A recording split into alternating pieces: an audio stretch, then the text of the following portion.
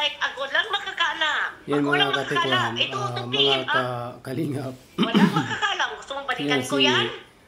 Ma'am Marily galit na galit kay Bal Matubang O baka, dahil si Bal Matubang daw ay magnanakaw ng sponsor, kaya yumaman po ito punto por wala punto. makakaalam. So atin po Punta ka pakinggan dito sa diet. Tawagan mo kaagad ako dito. salubin Kasama ng ng isang tao. ginang Hindi ko na alam galit na kanino galit man kay na Bal pupunta ka sa Matubang diet. punto por Ano punto. ibig sabihin yan? Ano ba talagang katotohanan nito, Ang ha? sabi ko, hindi ako pupunta ng diet. Wala ko, hindi Atin ko pong kasama pakinggan. kapatid ko. May Ayan, asawa huwag kong na tayong tao. makisabay. Pakinggan na lang po natin mga kaidol. Ikaw ba yon o si Athena? Kaya nag-iisip tuloy ako na kayo, isip ko lang to ha, hindi ako nag-accuse, klaruhin ko na hindi ako nag-accuse.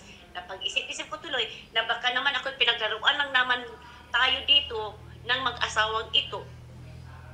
Hindi lang akong pinaglaruan dito, kundi ang mga taong follower, ang mga taong nanonood ng Kalingap at patuloy na sumuporta ng Kalingap. Pinaglalaroan siguro ako, o hindi lang naman ako, o mga sponsor din.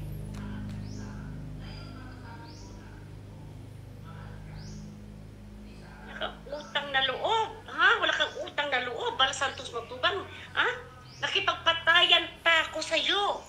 Tinuturing pa kitang bunsong kapatid ko. Yan, Ito ayan, lang pala, imbis na nandito ako, naka-reaction ako kay Malo de los Santos. Kaya gano'n na lang pala. Relate to kay ha? kay Ang turing mo kay Malo de los Santos, ha?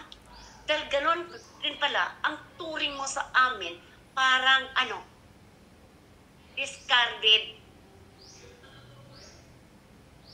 pasahan.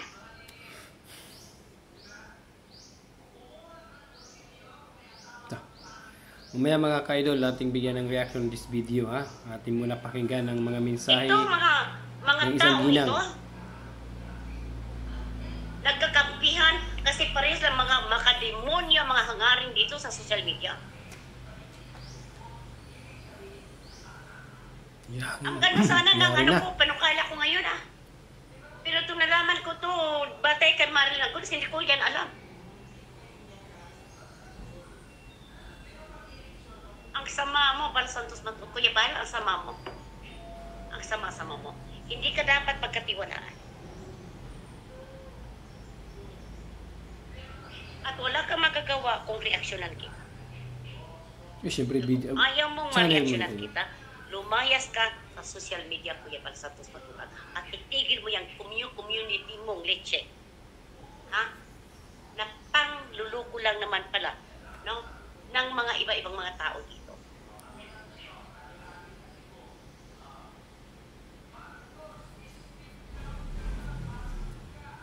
Nagbis agad. Mali lang yung nagbis siya agad sa sumbong sa kanya. Wala siyang pruweba kung totoo yung mga Ilang pera sinasabi. na po, Bal Santos Matubang. Yayabangan mo, mga tao dito, kasi may 256 kang pabahay, mahiya ka naman. Nang 5 dyan bahay ko, na hindi mo nililista.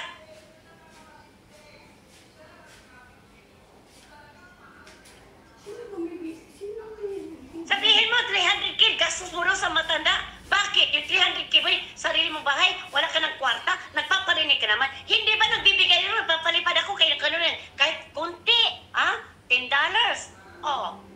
Hindi mong 300k kung totoong merong 300k na binabayaran mo rin. Nasaan ang resibo? Para ipakita mo sa lahat ng viewers mo na ito talaga nang galing sa account mo, na yan ang ginastos mo, hindi galing sa ibang mga sponsor.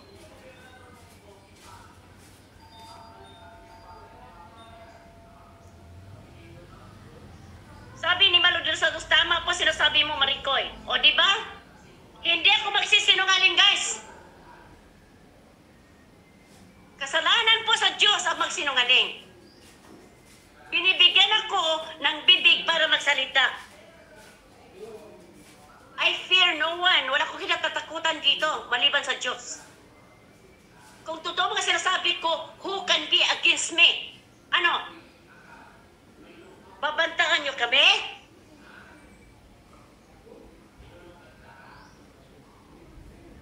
Babantahan nyo kami? Sila Matubang sa akin, hindi ako pupunta sa pipitsuging korte. Ha? sa Kongreso.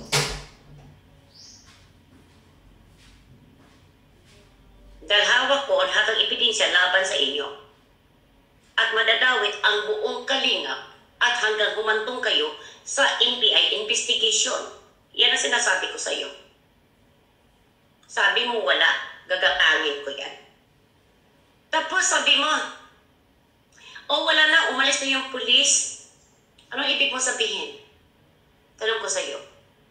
Tinanong mo, piniin kita. Nandito pa sa pag-uusap natin, Ha? Ganito ka, magaling manloko, ha? Hindi lang siguro ako ang niloloko mo dito. Kaya ngayon, natuwa ako, palakpakan kay Manod Los Santos, na sa wakas nagsulat ka na rin. Hindi dapat manahimik mga tao na masyadong inaapi dito. Nakano na mga suporte ng mga taga-panood mo. Mga mali kami. Dahil pumupunta kami kay Joe Salcido, tatawagin yung kaming mga anak o mga kasampi ng mga demonyo. Bakit? Anong akala mo sarili mo? Hindi ka rin ba? Demonyo? Bal Santos ba ito ba? Demonyo ka rin ba? Di ba? Demonyo ka! Kung ganito pananalita mo naman sa akin, demonyo ka!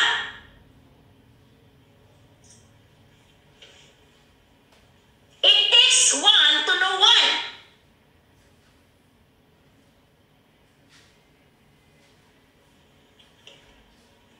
Dahil sumuporta kami sa mga taong,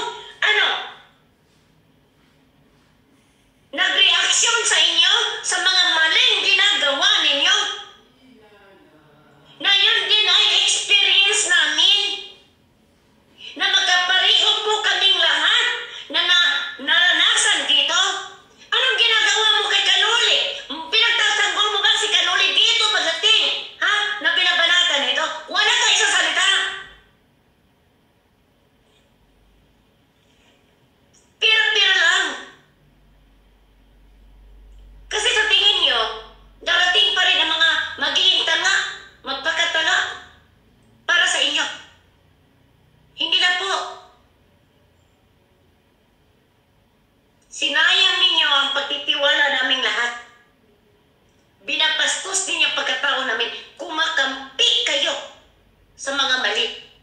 Kumakampi, kinakampihan ninyo ang mga kadikit ninyo kasi pareho may mga sungay. Ganon yun. Kaya huwag niyong gamit-gamitin, ha? Ang mga pagiging Kristiyano ninyo dito dahil kayo ay mismong bastos. Kayo ay mismong demonyo. Kayo ang mismong maunang mamatay sa akin.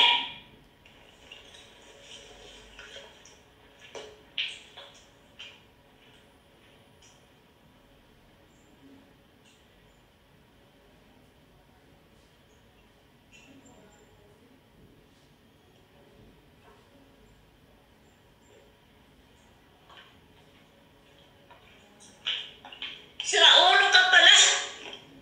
Ha? Kuya Bal, siraulo ka pala. Ikaw pala ang luki-luki, hindi ako. Ikaw pala walang pinag-aralan, hindi ako. Kaya sabi ni Kalinga Prab, hindi ba naiyak si Kuya Kalinga Prab? Umiyak yan, napahiya siya. Dahil ang tatay na niya walang pinag-aralan. Kaya hindi naman pala ako nagtataka kung ganoon ang ugali mo. Wala kang utang na loob sa mga tao nakakatulong sa proyekto mo, sa mga tao nagpapayaman sa'yo.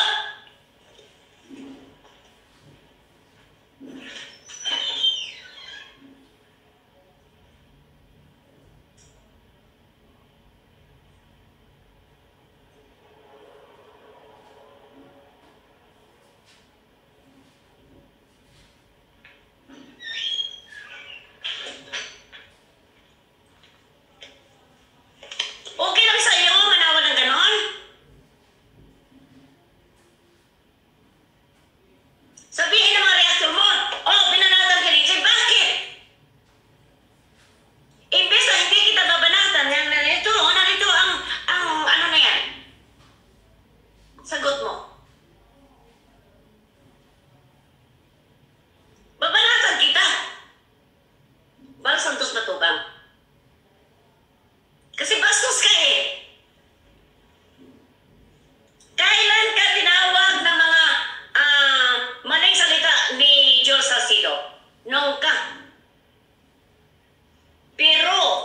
narcissistic kang pagkatao. Ayaw mo tumanggap ng mali. At kahit mali ang ginagawa mong alam mo, pagtatakpan mo pa rin. Gagawin mong biro-biro para makuha mo ang utak ng mga tao na kasi nagpa-prank ulul. Hindi mo kami mapaprank-prank, kilala na kita pag uugali mo.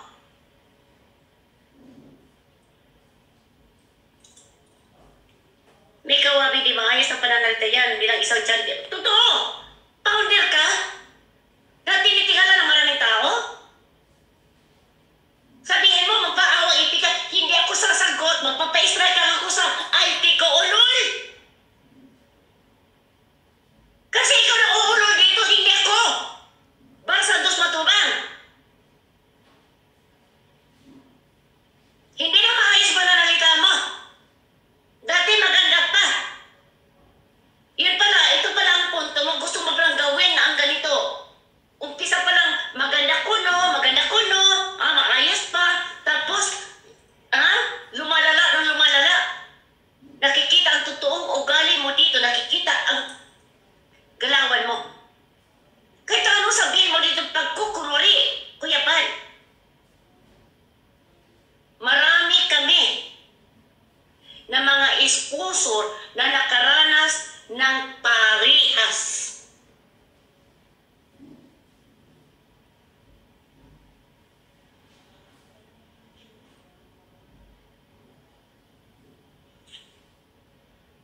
At ikaw, luklat, makinig ka mabuti.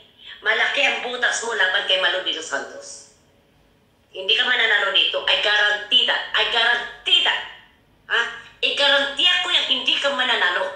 Kahit 1,000 pang attorney mo dito, marami kaming ebidensya laban sa iyo kay Malo de los Santos. Huwag mo kaming yabang-yabangan, Carla, baka mauna pa siya sa iyo, Ma'am MC. Totoo yan. May stress ka na, Bal Santos matubag sa akin ngayon. Dahil kalaban mo na ako. I don't support you anymore. I don't believe on you anymore. No, I don't believe, I don't believe anything in you about you. Sinungaling ka. Nagpapanggap ka lang. Kinukuha mo, ang puso ng mga tao sa mga pabiro-biro.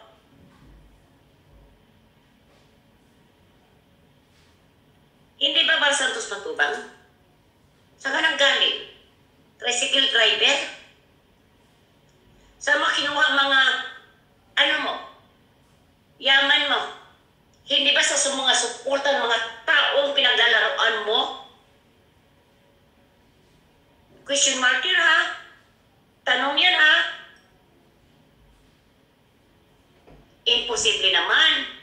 Ang isang tricycle driver, yayaman ng ganito, maraming ari-arian, maraming kotse, maraming malalaking bahay, maka-afford kung tumulong 300K, kung makapagbigay ng pera, akala mo, sariling pera binibigay, pera ng iba yun, akala mo kung makapagbigay 10,000, 5,000, 12,000, 20K, akala mo, napakayaman, pero pera pala ng mga sponsor, hinigaling sa sarili mong bulsa.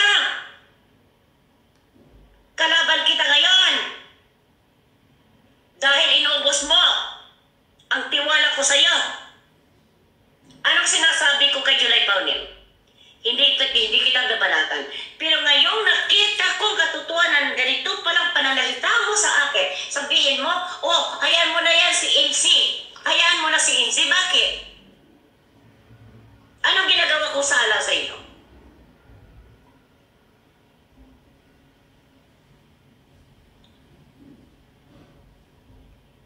Kayabangan ninyo? Pananakot niya sa amin?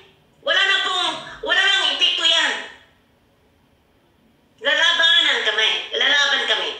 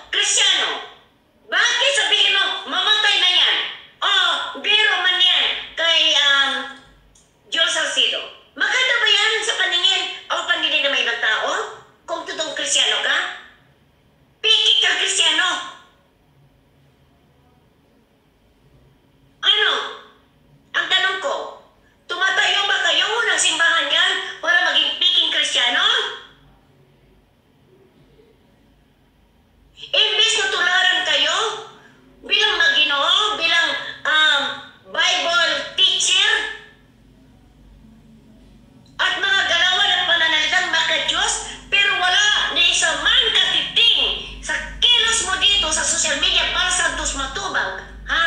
Na ito, may hambing natin na ikaw ay isang tunay na makadiyos na tao.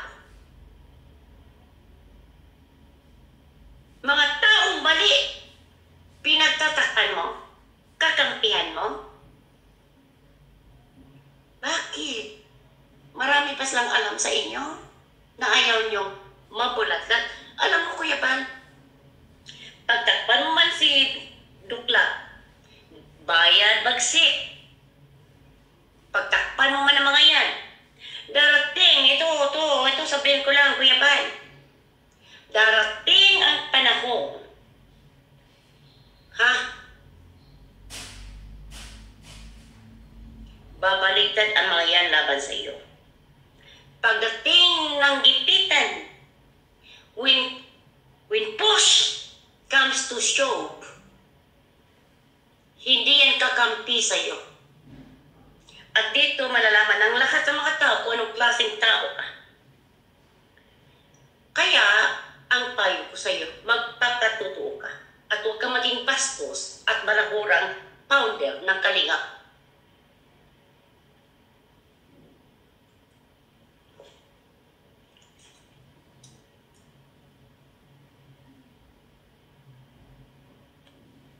Kaya pala tayo may masasabi, wag pikon, ha? Wag pikon para magpatuloy ito mga suporta sa iyo, wag pikon. Reverse psychology? No. It is a psychological war. Tingin mo, Kuya Bal, hindi kita na tawag ito na analyze. Pinagagawa mo sa mga tao dito. Dito dapat kinakape mo si Manuel Santos dito pagdating ng Dr. Gabi. Dahil maling-mali. Kung tao kang may pinapanindigan po, dapat pinapakita po sa lahat na ikaw ay fair and square. Kaya nangyayari ka sa genetics. Anong ginawa mo? Wala kang ginawa. Wala kayong ginawa mag-ama.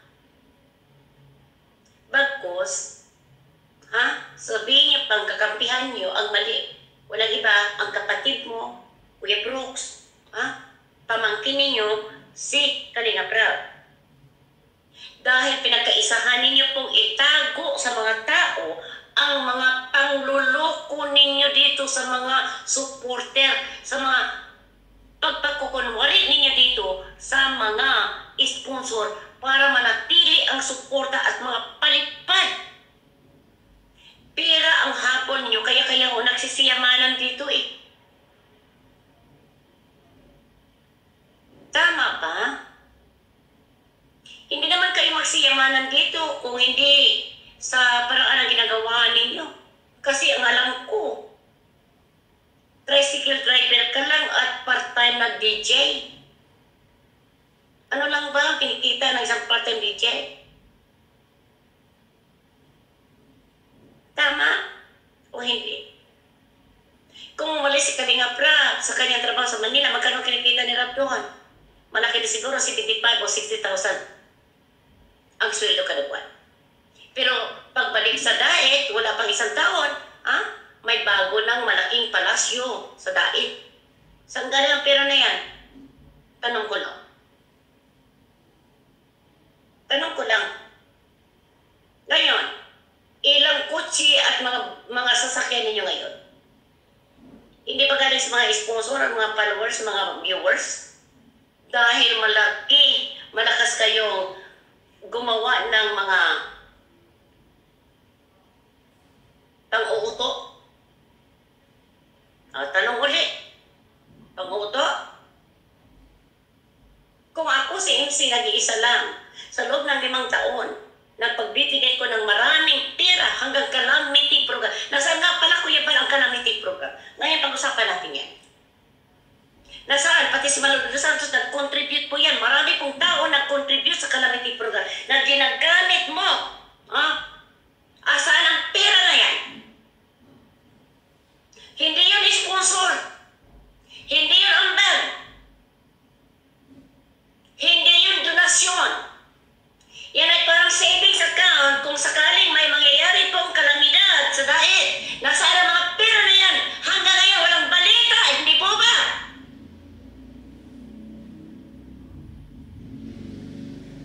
Dahil masyado kong bukal, hayaan ako mamatay? Baka kayo ang kunin ni Lord.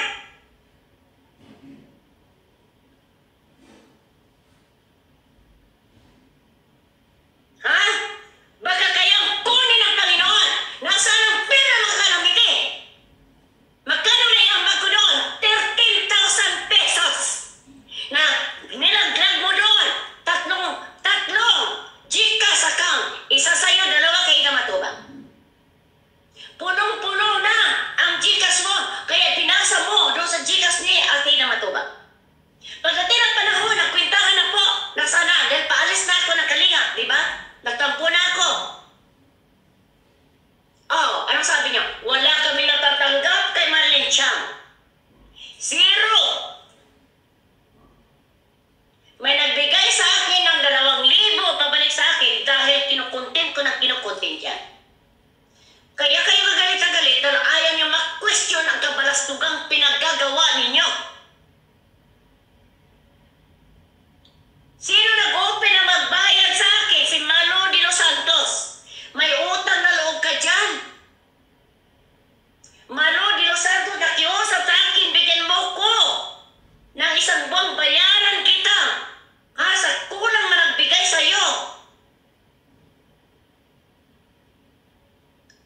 Ha? Hindi po natuloy yan. Nag-away din po kami. Alam ni Malo yan. Nasaan ang mga pera ng mga calamity donator? Hindi yung donation, ha? Ambagan yun. O parang pools of money. Parang credit union.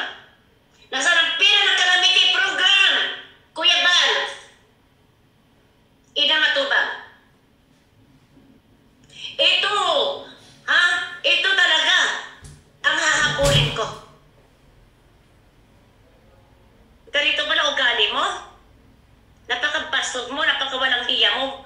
Ha? Napakawalang hiya mo? Ito pala sasabihin mo sa akin, hayaan mo na akong mamatay? Sa lahat ng binibigay kong pera sa'yo, napakawalang hiya mo, kapal ang mukha mo?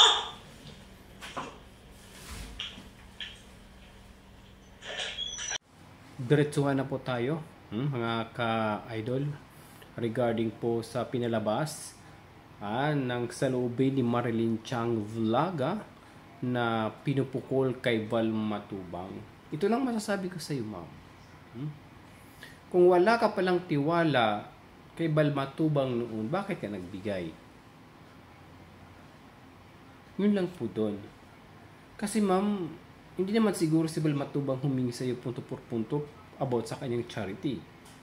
Ikaw po ang nagbigay noon punto por punto, surely ako 100%. Kasi alam ko mga vloggers hindi yan na marunong humingi. Mga legit charity vlogger. Wala kang karapatan manumbat sa mga naibigay mo ilang million of times pa man yan, ma'am Marilyn. Wala kang karapatan isumbat ang mga naibigay mo kay Val Matubang. Dahil kusa mo yun binigay sa kanya, hindi niya hiningi punto por punto. So may nakita ka naman siguro sa naibigay mo sa kanya, may nakita, may accomplishment na nagawa ni Val Matubang. It's enough. Bakit halimbawa ikaw, bakit ka nandito sa social media? Di ba? What is your purpose? Di ba? Ang importante, may natulungan. Kay si Val Matubang, Marilyn, siya ang naging daan sa kanyang charity na makatulong sa ibang tao. Kagaya din sa ginagawa ni Tatay Tekram. Kung may nagawa man kayong tulong sa mga iniidolo nyo noon, wag na huwag nyo nang isumbat. Kasi hindi naman sila nanghingi sa inyo. Kung sa kanyo yung binigay punto por punto. Huwag kayong magbase sa mga anik-anik na issues. It means na may nagalit ang isang founder sa'yo Dahil alam ko isang vlogger ka lang din dati ni tatay, ni Val, na may nagawa kang mistakes, yung tanggapin na lang. Huwag nang pairali na lumaki ang ulo mo, huwag nang pairali na kaya ko itong kalawanin si Val Matubang. May sarili na akong channel. May sarili na akong viewers. Hindi ganun ang punto dun. Mahiya po kayo. I-base mo sa hitsura mo, sa pang-uugali mo. Kasi, however, kung sinong makapanood sa mga bagong pasok sa iyo, anong masasabi sa iyo? Di ba? Nandito tayo sa social media, magpalago, na mahalin tayo ng mga followers, supporters po natin, na hindi tayo iwan punto por punto. Pero makikipag-away po tayo sa mga alam naman natin na hindi maganda yung ginawa mo ngayon. Nag-live ka pa talaga, nakala mo kung perfect na talaga yung ginawa mo, tama talaga yung ginawa mo. Nanood ako sa live, actually, konting slide lang na video na ng live mo. Na nandun yung panunumbat mo sa mga naitulong mo kay Val Matubang. Actually, hindi po yun maganda mo po alang-alang, even to yourself. Ito ang gagawin mo, ma'am. Balikan mo yung video, humarap ka sa salamin. Kausapin mong sarili mo punto por punto. Okay? Doon mo ma-realize kung ano ang pagkakamali mo sa iyong ginawa ngayong live na to. Na pinumpunterya mo si Val Matubang sa mga nagawa mong tulong sa kanyang charity. Okay? And importante, may nakita ka na yung binigay mong cash, may nagawa. Kailangan pa bang i-liquidate yan? Kung kailangan mag-liquidate, ma'am, yan, wag ka na magbigay kasi kontra yan sa loob, sa ano mo. Kontra yan sa kalooban mo. Ang tawag po dyan sa pilitan. Sa pilitan.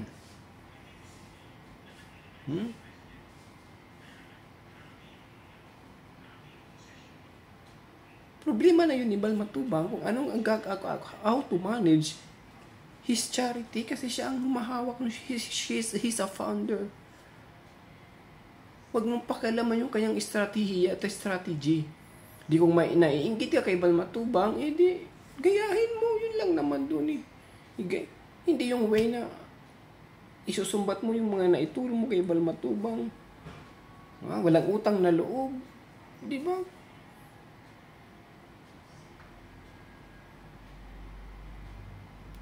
Okay, ulitin ko sa mo, we are not perfect. We're human being only. Tao lang po tayo. Hindi po tayo robot na kung kailangan maging perfect man sa ating gagawin, mapiperfect natin. Pero tao tayo eh. Tao tayo. Nagkakamali din. Ikaw din nagkamali. Ikaw nga ngayon nagkamali ka isa ginawa mong pagla-live eh. Ako nainis lang talaga ako na inaano yung mga charity vlogger. Kasi magpasalamat na lang tayo yun kasi it's big loss para sa atin. Kasi nga, mabuti nga sa effort ng tao na yun. Sa sipag ng tao na yun. May pagkakataon na tumulong siya sa ibang tao. Okay, tama ba yun? However, ma'am, dito ma'am sa social media. Huwag tayo maghusga agad. Huwag tayo mag-demand agad na ganun siya. Kasi hindi natin hawak yung isipan ng tao. Noon pa naman yan si Val Matubang naging charity vlogger. Noon pa yan. Nung wala ka pa. Kasi nakasubaybay ako noon pa na yan. Noon pa. Noon pa matagal na yan. Kaya wag mong isigaw sa buong mundo yung naitulong mo kasi hindi ka lang naging sponsor sa kanyang charity. Nakakaya naman din po sa'yo. Isumbat mo yung naitulong mo, di ba? Ngayon, yung nalaman ng makaramihan mga supporters mo, may tatanggap pa kaya na mula sa'yo? Wala na. Saan galing yan? Ha? Kaninong galing yung ano yan? Pera na yan. Ha? Halimbawa, Gamitin mo lang ngayon isang kay Marilyn Chang Vlog galing. Ay, wag yan. Baka isumbat yan sa akin. Ibigay yan. Ibalik mo yan sa kanya, di ba? Ganon po ang mangyayari po dyan. Kasi dito sa video na to, dito mo pinapakita what kind of human being are you. Hindi po makatao ang ginagawa mo po dito. Akala mo dito, feel mo na ikakagaling mo?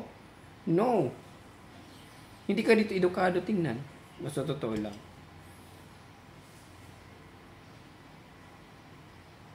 Huwag kang mag-base sa mga kwento sa iba, sa mga viewers mo. Kasi alam sa nakita ko, kasi nanonood ako, nag-base ka lang sa mga messages, nag-base ka lang sa mga sumbong sa'yo. Di ba? Ganun lang po dun. Maling-mali po yung ginawa mo na nanumbat ka sa isang founder ng isang charity. Kasi it means yung tulong mo sa ibang tao hindi galing sa iyong puso. Sa pilitan ang tulong mo ang tawag dun. Hindi mismo sa bukal ng iyong puso. Tama ako?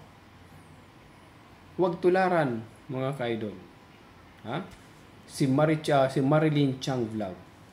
Ha? Siya po ang halimbawang worst sponsor nang nakilala ko dito sa Pilipinas. Ha? Sa mga nakilala kong vlogger dito sa Pilipinas. Huwag na kayong tumanggap sa tulong niya punto por punto. Kasi baka isumbat kung anong ginawa kay Bal Matubang na tulong niya, sinumbat niya, baka gawin din ang gawin po sa inyo. Baka may plano itong magbuo na magtayo ng charity, huwag niyo nang suportahan actually. Hindi siya magandang ehemplo sa mga new generation natin ngayon. Ha? So totoo lang ma'am, hindi ako natuwa. Actually, lagi ako nakasusubaybay sa'yo, nakasubscribe pa nga ako sa iyo, ma'am Chang.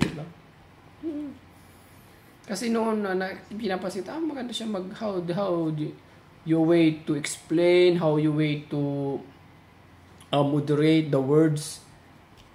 Di ba? Doon kita napansin eh. Kaya why I subscribed you. Nang nakita ko ngayon, kasi before, talaga, sponsor ay sa followers talaga ko ni Bal Matubang and Kalinga Prop talaga regarding sa Pero wag naman ganun. Kasi ang pinapalabas mo dyan, ma'am, Marilyn, sinisiraan mo si Bal Matubang. Pinapakita mo lang dito kung anong klaseng pagkababae mayroon ka. Ako ang nahiya sa'yo actually dito, ma'am. Ako ang nahiya sa'yo, so totoo lang. Kung may ganun palang babae, di ba kapag makita ko may edad na, alam mo na yung ibalansi, yung problema. Ha? Saan ba ako papasok na wala akong masasagasaang tao? Saan ba ako papasok na maging lesson to ng ibang tao?